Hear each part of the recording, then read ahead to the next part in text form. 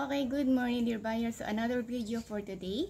Then syempre, meron tayo mga comment na nababasa na papaano nga daw ba maging isang distributor or reseller ng Rosemar. Okay, so first and foremost, para maging distributor ka, all you have to do is maghanap kayo ng mga regional distributor natin o kaya district distributor natin na pinakamalapit sa lugar ninyo. So yun ang pinaka-importante para nasa ganun yung mga transaction nyo is very smooth lang. Diba?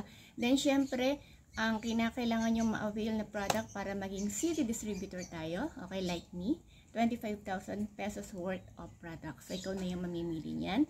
And then, kung ikaw naman ay gusto mong maging reseller, meron tayong 2,000 pesos para ikaw ay maging reseller. So, bili lang kayo ng kahit anong products na worth 2,000 pesos.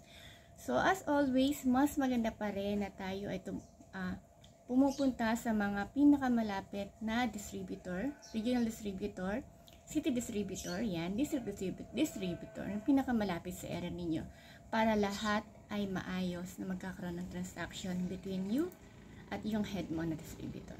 So that will be all for today. Thank you so much. Or di kaya pa, sorry, nabiyok pa.